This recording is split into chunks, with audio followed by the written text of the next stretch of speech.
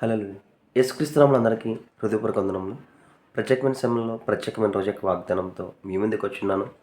దేవుడు ఈరోజు మనకు అనుగ్రహించిన వాగ్దానము కీర్తనలు 91వ అధ్యాయము 14వ వచనము. అతడు నన్ను ప్రేమించుచున్నాడు గనుక నేను అతన్ని తప్పించెదను. అతడు నా నామం నెరిగినవాడు గనుక నేను అతన్ని ఘనపరచెదను. హల్లెలూయా. ఈ వాగ్దానం ద్వారా మనం తప్పించబడును గాక. ఈ వాగ్దానం ద్వారా మనం ఘనపరచబడును గాక. ఆమేన్. ఎప్పుడైతే ఇచ్చిన వాగ్దానం బట్టి అడుగుతామో అడిగిన సమస్తాన్ని దేవుడు మనకి అనుగ్రహిస్తాడు. దేవుడు అనేకమైన వాగ్దానాలు ఇచ్చినాడు. ప్రతి వాగ్దానంకి క్రీస్తు ద్వారా మనల్ని వారసులుగా చేసేస్తున్నాడు. కాబట్టి ఏ వాగ్దానం తీసుకున్నా సరే నువ్వు దేవుడు నా కొరకు ఇది చేసేస్తున్నాడు, ఇది నా జీవితంలో జరుగుతుందని విశ్వసించి ఎప్పుడైతే దాన్ని బట్టి నువ్వు ప్రార్థిస్తావో ఆ వాగ్దానం ద్వారా ఆ పరిస్థితుల్లో దేవుడు నీ జీవితంలో విజయాన్ని కలగజేస్తాడు. ఏ పరిస్థితుల్లో నువ్వు ఎలాగ నడవాలనేది నీ విశ్వాసం మీద ఆధారపడి ఉంటుంది. ఏ యొక్క అపాయం వచ్చినప్పుడు, ఏ యొక్క ప్రమాదం వచ్చినప్పుడు నువ్వు ఎలా ముందుకు వెళ్ళాలనేది నీ యొక్క సహవాసం మీద ఆధారపడి ఉంటుంది. నువ్వు ఎప్పుడు దేవునితో సహవాసంలో ఉంటే, నువ్వు ఎప్పుడు దేవుణ్ణి విశ్వసిస్తే, దేవుని మీద ఆధారపడి ప్రతి ఒక్క పని నువ్వు చేసేవాడు అయితే నీకు ప్రతి ఒక్క లోకపరంగా వచ్చే ప్రతి ఒక్క అపజయం నుండి తొలగించి ప్రతి ఒక్క దాంట్లో నీకు విజయం కలుగుతుంది.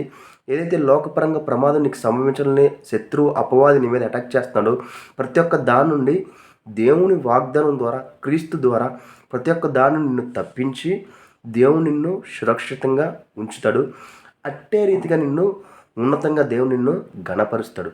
కాబట్టి ఏ విషయమందు అధైర్యపడడానికి వీలు లేదు. ప్రతి విషయమందు ధైర్యం కలిగిన వాడివి నీవే.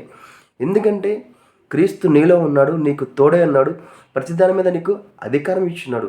కాబట్టి నువ్వు ఎప్పుడైతే ఇచ్చిన వాగ్దానం బట్టి నువ్వు ప్రార్థిస్తావో విశ్వాసం ద్వారా ప్రతిదీ దేవుడు నీ జీవితంలో చేస్తాడు.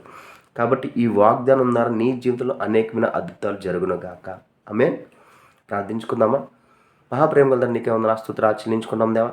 ఇచ్చిన వాగ్దానం బట్టి నీకే కోట్ల స్తుతులు చెల్లించుకుంటాం తండ్రి. ప్రతి ప్రయాణంలో మీరే తోడని నడిపించండి తండ్రి. ఏదైతే సహాయం కలదండి ప్రతి సహాయం తండ్రి అందునుగా కానీ ప్రవచిస్తున్నాం తండ్రి. అనారోగ్యంగా ఉన్న వారికి ఆరోగ్యం కలుగును గాక, అప్పు ఐశ్వర్యంగా మారును గాక.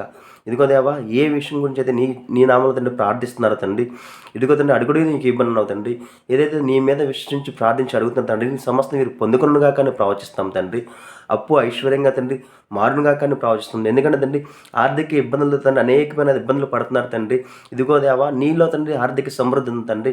ఇదిగో తండ్రి ఎవరిని తండ్రి తలదించుకునేవాడుగా నువ్వు చేయవు తండ్రి, తల ఎత్తుకునేవాడుగా గణపరుస్తున్నావు తండ్రి. కాబట్టి తండ్రి నీ అందులో విశ్వసించిన ప్రతి ఒక్కరు గణపరచబడునుగా కానీ ప్రవచిస్తాం తండ్రి, స్వస్థపరచబడునుగా కానీ ప్రవచిస్తాం తండ్రి. కుటుంబ సమస్యలు తొలగిపోనుగాక, ఏ విషయాల గురించి ఏకీభవిస్తున్నారు తండ్రి ఏకీభవించిన విడుదల కలుగునుగా కానీ ప్రవచిస్తాం తండ్రి. కావాల్సిన ప్రతి ఒక్కరికి కావాల్సిన ప్రతి ఒక్క సహాయాన్ని అందచేయమని నజరేయుడైన యేసుక్రీస్తు నామమున అడిగి వేడుకొంచున్నాం తండ్రి. ఆమేన్. అందరికీ హృదయపూర్వక వందనములు.